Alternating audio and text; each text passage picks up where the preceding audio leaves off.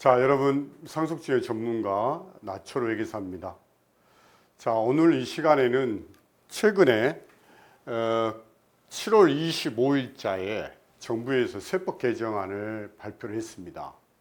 그래서 정부가 발표한 세법 개정안, 물론 향후에 국회 통과 부분이 남아 있습니다만은 현재 세법 개정안 중에서 상속증여세와 양도소득세, 개인재산세제 관련된 부분을 여러분께 설명을 드리도록 하겠습니다. 자, 여러분 첫 번째, 가업상속공제 사후관리 기준이 하나가 되었다. 이 테마는 사실은 6월 달에 정부에서 가업상속에 관련된 지원세제를 발표하면서 익히 그 보도자를 냈던 바가 있습니다. 가업상속공제 사후관리 기준에 이번에 완화의 가장 큰 것은 사후관리를 10년에서 몇 년으로 줄인다? 7년으로 줄인다. 이렇게. 현재 가업상속공제는 과거 10년 전에 1억이었던 게 지금은 200억, 300억, 500억까지 되어 있습니다. 제가 개인적으로 봤을 때 가업상속공제 요건은 충분히 만족할 수 있는데 사후관리가 엄격하다라는 지적이 많이 사실 나왔었습니다. 그래서 사후관리 기간을 10년에서 7년으로 줄이겠다. 그 다음에 매년 정규직 근로자 수가 기준 고용 인원의 80% 이상은 이제 그대로 가는 거고요. 그 다음에 10년간 평균을 했을 때 현행은 100%. 아버님이 돌아가시기 전에 100명을 고용했다면 이를 물려받은 상속인 역시 10년 동안 평균이 100% 이상이어야 된다. 단 중견은 120%였던 것을 이제는 중견기업도 동일하게 100%로 가겠다라는 것이 이번에 개정안이 되겠습니다.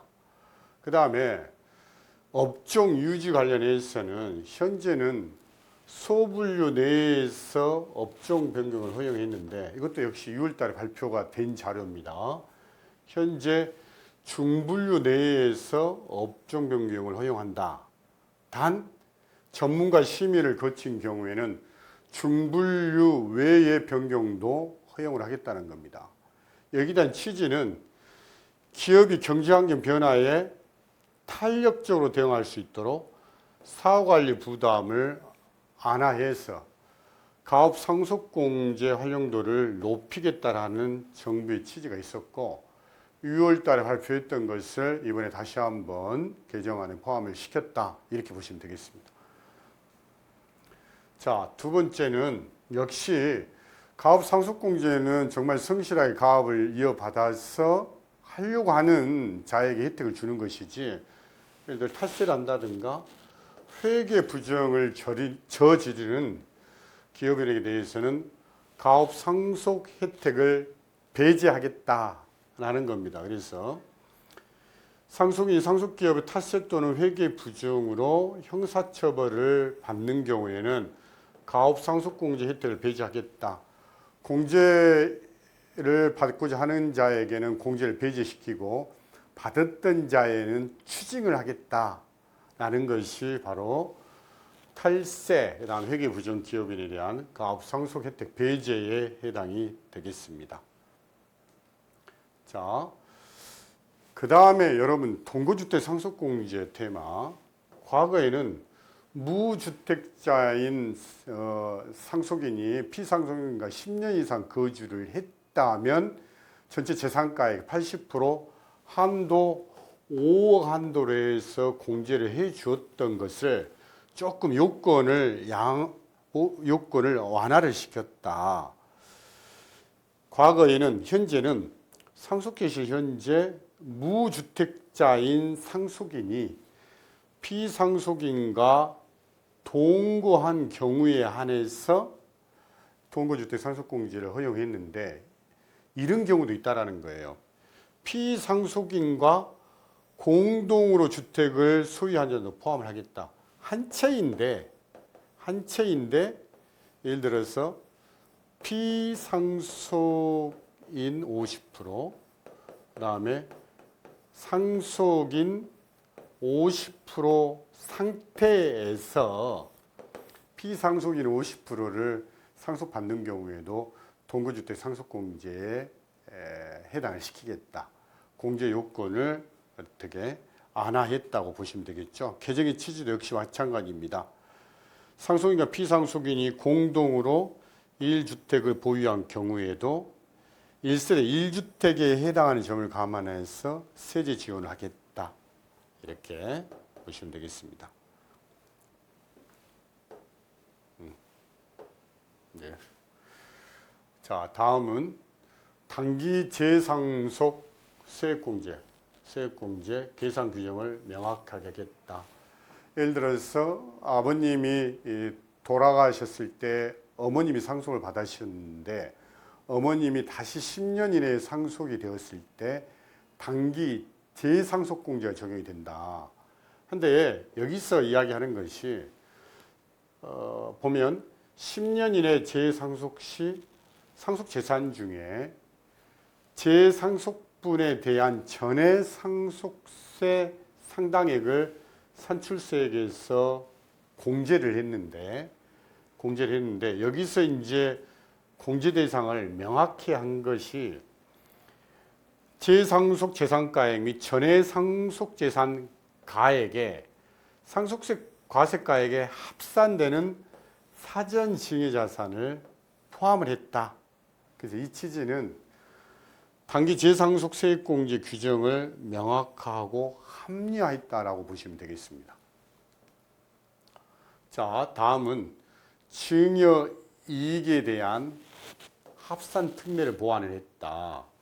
과거에는 증여 이익 계산 시에 소급하여 1년 이내에 동일거래 이익을 합산하는 경우에 고가양도, 저가양도, 부동산 무상사용, 합병 증자 감자 이익에 이번 하나가 추가되었다는 거예요.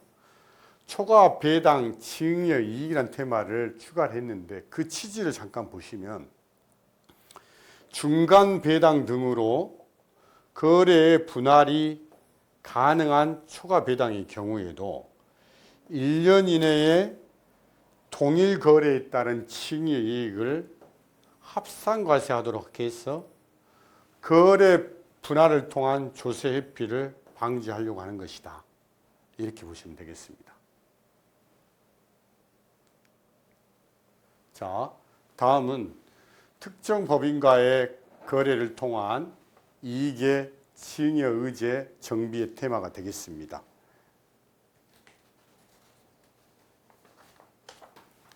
자, 특정 법인과의 거래를 통한 이익의 증여 의제 테마. 과거 이것은 바로 45조의 5에 해당하는 부분인데 굉장히 실무에서는 중요한 부분이다. 무슨 이야기냐면 현재 예를 들어서 이렇습니다. 특정 법인이 있었고 특정 법인을 A법인을 하겠습니다. A법인이 있었고 그 다음에 A의 주주가 있다고 봤었을 때 이 특정 A의 주주와 특수관계자 있는, 예를 들어서 대표이사를 할까요? 뭐 대표이사가 특정 법인에 예를 들면 채무를 면제를 시켰다든가 채무 면제 또는 뭐 저가 양도 있다든가 뭐 가수금 차입금에 대한 이자를 감면을 통해서 특정 법인이 이익을 보는 경우에도 그 특정 법인의 주주에게도 역시 경제적 이익이 전가된다고 봐서 특정 법인의 주주에게 증여 의제 문제를 발생시키겠다. 이 테마가 45조의 5입니다. 이건 실무에서 굉장히 사실 중요한 테마였는데 과거에는 물론 개정안에 의하면 결손법인의 경우에는 지분율 요건이 없었어요. 특정법인. 근데 흑자법인인 경우에는 50% 이상의 요건을 충족을 했어야 됩니다. 그런데 흑자법인인 경우에 예를 들어서 A의 주주가 50% 미만 40%다면 이 조항이 적용이 안 됐었다는 겁니다. 근데 지금 이제 개정안에 의하면 흑자 결손법인의 구분을 폐지를 하고 지분율 요건 및 과세 대상 주주를 이루를 하겠다. 이거 굉장히 사실은 실무에서 중요한 이슈입니다. 어떻게? 30% 이상으로 가겠다는 거예요. 과거에는 결손법인은 지분율 요건이 없었습니다. 10%든 20%든 30%든 증여 의제가 과세가 될 수가 있었고요. 흑자법인인 경우에는 50% 초과하는 경우에만 이 증여 의제 테마가 발생이 됐는데 지금은 결손 흑자법인 따지지 않고 지분율이 30%가 넘어가면 이 45조의 5조항을 발동시키겠다라는 문제가 되겠어요.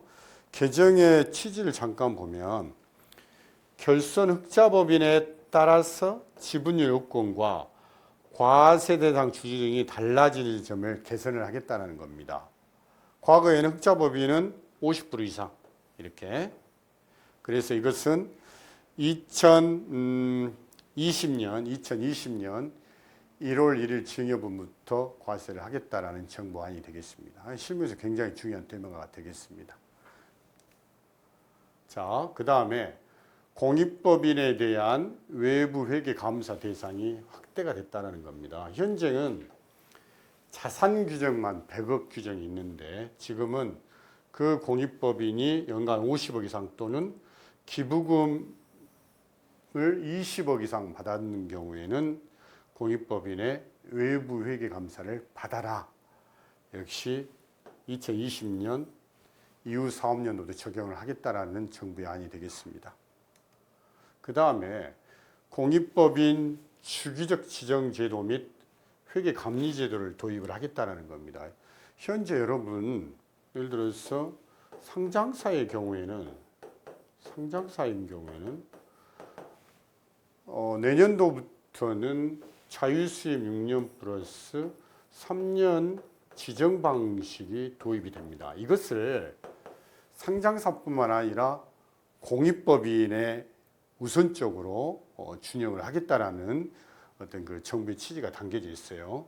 그래서 일정 규모 이상의 공익법인은 일정 기간 감사인을 자유 선임한 후에 나머지는 국세청장이 감사인을 지정하겠다. 예를 들면 일정 규모 이상은 이제 자산 규모 뭐 1,000억 원 이상 또는 공시 대상 기업 집단 소속인 외부 감사 대상인 경우를 이야기를 하고 있는데 예를 들어서 6년은 프리하게 자유 선임하고 나머지 3년은 지정을 하겠다. 여러분 지정을 통해야지만이 일부 감사인의 독립성이 올라가고 제대로 된 감사 의견을 사실 내릴 수가 있습니다.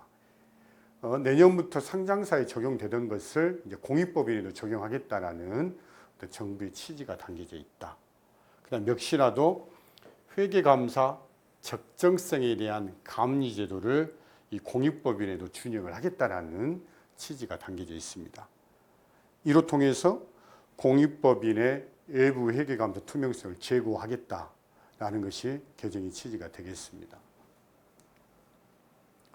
자, 그 다음에 결산서류 등 공시대상 공익법인이 현재는 자산 6억 또는 연간 수익금액 3억 이상인 경우에는 공시를 하도록 되어 있어요. 공시 이렇게. 이게 지금 현재 12월 말법인인 경우에 3월달 법인세 신고 끝내고 나서 4월달에 공시를 하는 걸로 제가 알고 있습니다. 이것을 모든 공익법인들은 공시를 해라는 겁니다. 공시를 통해서 뭐 제3자든 이해관계자에게 공익법인에 대한 정확한 재무제표, 뭐 재무상태, 운영성과 그 다음에 어느 목적으로 사용했는지에 대한 부분을 공시를 전체 공익법인 확대를 하겠다는 겁니다. 다만 일정 규모 미만인 데들은 영세 공익법, 소규모 영세 공익법인 해당이 되기 때문에 간편 양식을 사용할 수 있도록 고려를 하겠다라는 게 되겠습니다. 자, 그 다음에 장애인 신탁에 관련된 징역세 특례 제도가 확대가 되었습니다. 이것도 저번에 정부의 보도자료를 통해서 보도가 된 걸로 알고 있습니다. 무엇이 추가가 됐느냐? 과거에는 장애인이 재산을 증여받아 그 재산을 본인을 수익자로 하여 신탁하는 자익 신탁의 경우에만 해당이 됐었는데 별도로 플러스 추가를 하겠다. 어떤 부분을 증여자가 장애인을 수익자로 하여 위탁하는 타익 신탁하는 경우에도 추가를 하겠다라는 것이 되겠습니다. 이렇게 장애인 신탁에 대한 특례 제도를 확대하겠다라는 취지가 되겠습니다. 그 다음에 추가적으로 추징 사유를 조금 완화를 했는데요. 아래의 원금 인출은 증여세 추징에서 예외가 됩니다. 대원칙이 원금의 인출은 증여세 추징 사유인데, 예를 들어서 본인에 대한 의료비 뿐만 아니라 특수교육비를 위한 인출 플러스 중증장애인 기초생활비 용도로 인출하는 것까지는 비록 원금이 인출된다 하더라도 증여세를 과세하지 않겠다라는 장애인 신탁 증여세 특례 제도를 확대하고자 하는 안이 되겠습니다. 자, 그 다음에 이제 중요한 것이죠. 최대 주주 할증과세 제도를 개선하겠다는 겁니다. 현행은 여러분들 예를 들어서 일반 기업인 경우에는 지분율, 특수관계자 등을 포함해서 50% 이하인 경우는 20%, 초과인 경우에 30%입니다. 중소기업은 이거의 절반이 되죠. 10%, 15%였어요. 근데 중소기업은 매년 적투법에 의해서 3년 단위로 이렇게 할증 적용이 배제됐던 것을 지금 어떻게 가려고 하냐면, 중소기업은 아예 이것을 실질적으로도 유예 때문에 할증이 적용이 안 됐었는데 아예 이 조항을 없애겠다라는 거고요. 일반 기업은 예를 들어서 20%, 30% 있는 것을 일괄적으로 20% 하겠다는 겁니다. 여러분, 현재 그래서 비중소기업인 경우에 현행 그 다음에 개정안에 의하면 지금 현재 상속증여세율 최고세율이 50%입니다. 50%에 곱하기 1.30%, 30%를 할증과세를 하면 1.3이 된가요? 그러면 이게 65%가 되는 거죠. 그래서 비중소기업의 상장기업의 주식을 물려받는 경우에는 최고 세율이 65%까지 적용이 됐었던 것을 지금은 50% 미만 50% 이상 따지지 않고 20%만 적용하겠다. 50% 곱하기 1.2 하면 최대 60% 세율만 적용하겠다라는 정부의 안을 발표한 겁니다. 어떤 혹자들은 현재 이 주식 지분에 대해서 할증과세 하는 것은 좀 불합리하는 거 아니냐 해서 중소뿐만 아니라 비중소도 0%로 주식에 대한 최대주주 할증과세를 좀 폐지하자는 의견들도 많이 나와 있는 걸로 알고 있습니다. 자, 그 다음에 상속세 연부연납 특례 대상을 확대를 하겠다 합니다. 일반적으로 연부연납은 5년입니다. 5년. 근데 10년 또는 20년의 연부연납이 가능한 경우에는 가업 상속재산 비중이 50% 이상이 되는 경우에는 가능했었습니다. 근데 이것도 역시 지난 6월에 가업 상속공제, 가업 상속특례에 대한 정부 보도자에 나와 있던 사항인데요. 가업 상속공제를 받는 경우에는 자동이고 가업 상속공제 요건을 충족하나 공제를 받지 않는 경우에 좀 대폭 이 요건을 완화를 했다 보시면 되겠어요. 중소기업 및 연매출 3천억 이하 중견기업에서 중소기업 및 중견기업 매출 기준을 삭제를 했다. 그 다음에 두 번째는 지분 같은 경우에도 10년에서 5년으로, 그 다음에 가업 영위기간도 50%에서 30%, 10년도 5년, 그 다음에 10년 중 5년 테마가 5년 중 3년, 그 다음에 상속인이 상속 전 2년 이상 가압이 종사하는 부분은 과감히 삭제를 했다. 그래서 연부연납 적용 요건을 완화를 했다라는 것이 이번에 정부의 개정안이 되겠습니다. 자, 그 다음에 창업자금에 대한 징에서 과세 특례를 확대했다.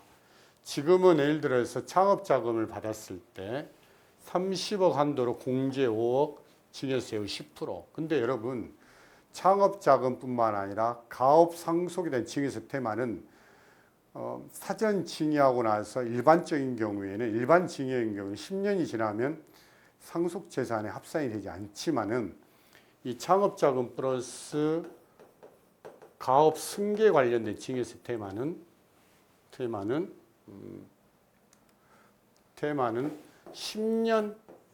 10년이라는 요건이 사실은 해당이 없습니다. 기간과 상관없이 상속재산에 합산이 되더라. 그래서 어떤 게 업종이 조금 확대가 됐고요. 이렇게. 그 다음에 자금 사용기간 연장이 됐다는 겁니다. 현행은 증여일로부터 1년 이내 창업, 3년 이내 창업자금으로 사용하는 경우에만 인정이 됐었는데 지금 증여일로부터 2년 이내 창업, 4년 이내 창업자금을 사용하는 것으로 자금 사용기간을 연장을 하겠다. 자, 그 다음에 이제부터 양도소득세 테마를 조금 여러분께 설명을 드리겠습니다. 지금 현재까지는 상속증여의 테마였고요. 지금은 개인 양도소득세 중에서 여러분들과 밀접하게 영향을 미칠 수 있는 부분 위주로 제가 강의를 좀 드리겠습니다. 첫 번째는 국내 주식, 해외 주식이 과거에는 구분해서 양도손익을 계산을 했습니다.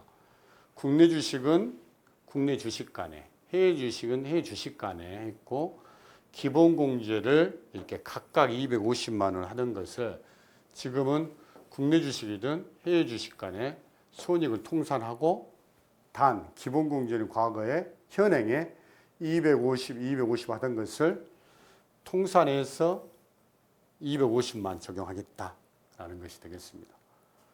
자, 그 다음에 부동산 과다법인의 부동산 비율 판정 기준 합리화예요. 여러분, 예를 들어서 일반적인 중소기업인 경우에는 세율이 20%죠.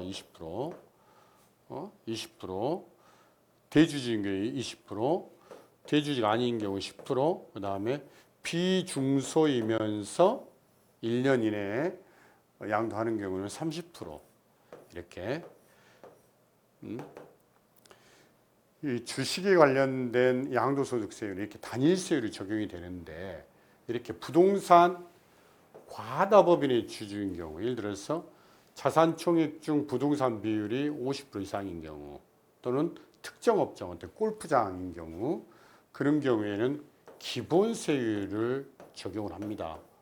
일반적으로 주식의 양도소득세율보다 이렇게 부동산 과다법인인 경우에 주식 양도소득세율이 일반적으로 조금 더 많이 과세된다라고 보시면 되겠습니다. 그래서 합산 대상 타부동산 과다법인 보유를 확대를 한 이유가 이렇게 확대를 했어요. 자, 과거에는 토지, 건물, 부동산의 관리에다가 자법인, 자꾸 넘어가네요. 예. 자법인의 부동산 보유 상당액을 차지하는 비율에다가 플러스했어요. 손자법인의 부동산 보유 비율 상당액까지 합쳐서 하겠다. 이것은 보통 보니까 이 기본세율 적용을 피해가기 위해서 손자법인을 통한 조세 회피 사례가 굉장히 많이 일어나다 보니까 자회사뿐만 아니라 손자법인의 부동산 보유 비율 상당히 또 플러스를 해서 부동산 과다법인을 판정하겠다라는 취지가 되겠습니다. 그 다음에 1세대 1주택 고가주택에서 비과세 제외되는 고가주택의 양도소득 계산이죠. 여기에 과거에는 이 고가주택, 예를 들어서 여러분,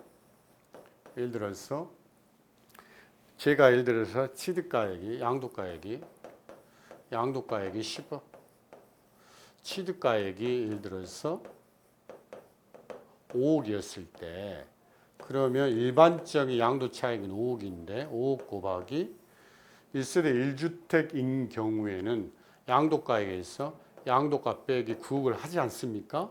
10분의 1을 하니까 양도차익이 5억이다? 아니다. 5천만 원으로 줄어듭니다. 1세대 1주택 고가주택 양도시에는 이렇게 9억 초과하는 부분에 대해서만 과세하는데 이것을 고가주택뿐만 아니라 실거래가 9억을 초과하는 조합원의 입주권도 추가 이렇게 해서 입주권도 실거래가 9억을 초과하는 고가주택과 동일한 방식으로 양도소득을 계산하겠다는 취지가 되겠습니다. 자, 그 다음에 비사업용 토지 양도세 중과의 테마에 여러분 현행은 일반적으로 10% 중과죠. 근데 지정 대상 지역인 경우에는 20% 중과가 되도록 되어 있습니다. 그러면 최고 세율이 약 62%, 주민세까지 합치면 약 70% 세율이 되겠죠.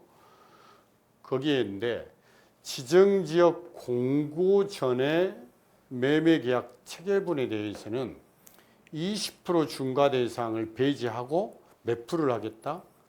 10% 중과를 적용을 하겠다라는 것이 정부의 개정안이 되겠습니다.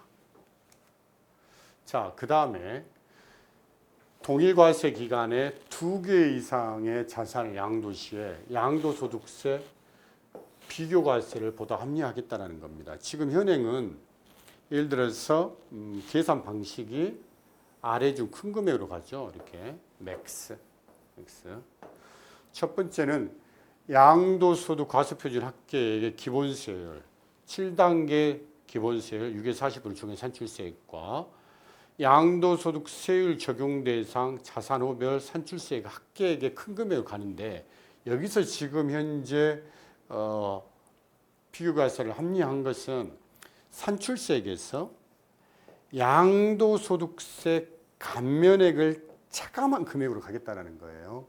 어떻게 보면 산출세액에서 양도세 감면 차감한 결정세 개념으로 가겠다는 거 쉽게 이야기를 하면 두 번째 마찬가지 산출세액 합계액에서 양도소득세 감면액을 차감한 금액을 기준으로 계산하겠다.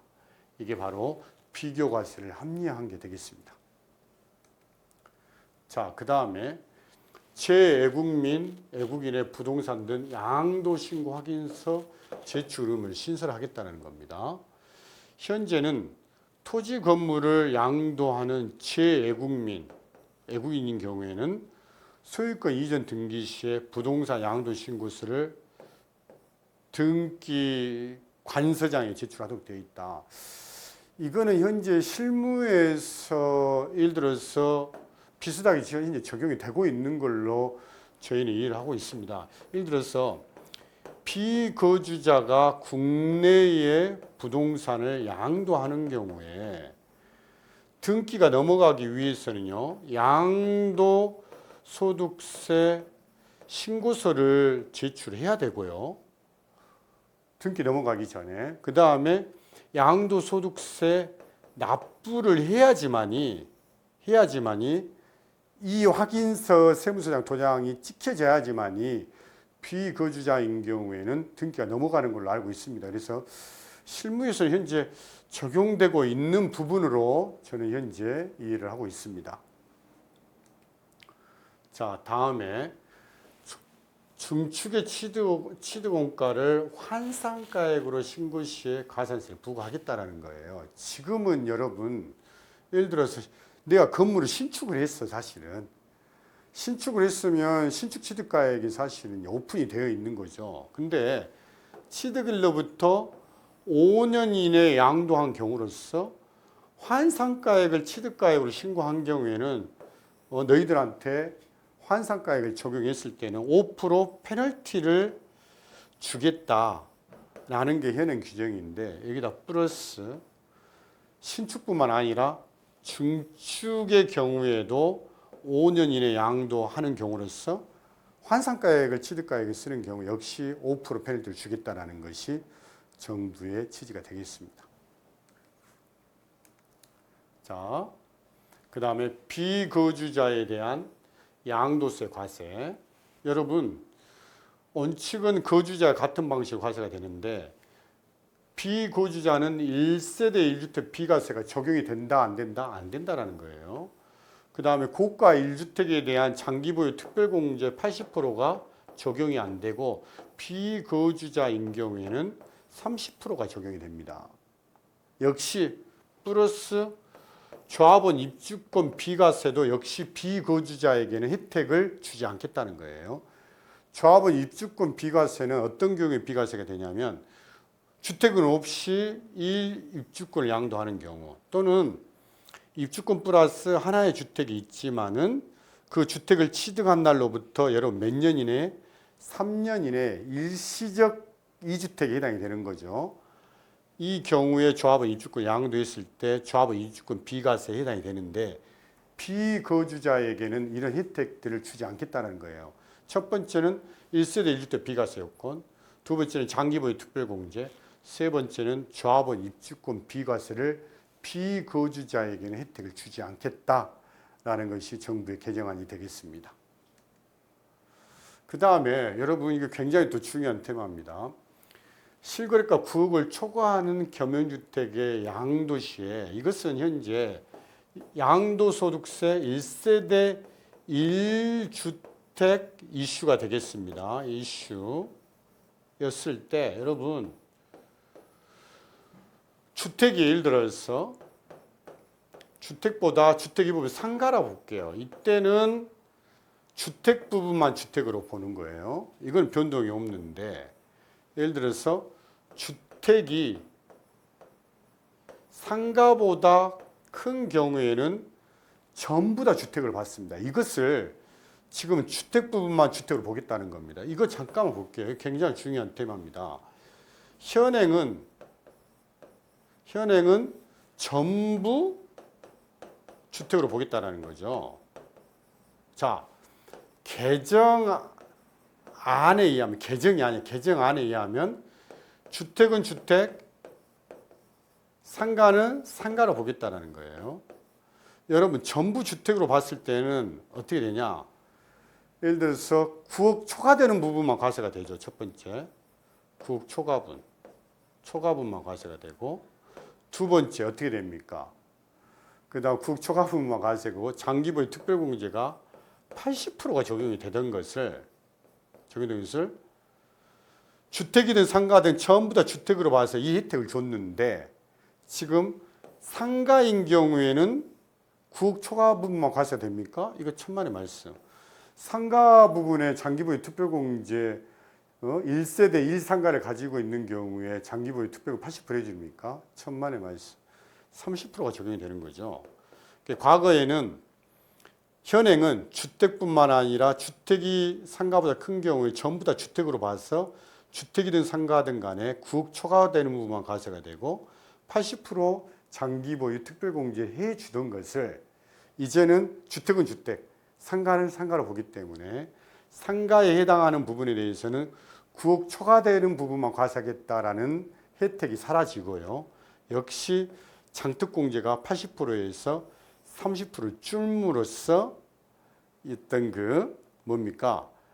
이 혜택을 뺏어가겠다, 추가적으로 과세하겠다라는 정부의 취지가 담겨져 있습니다.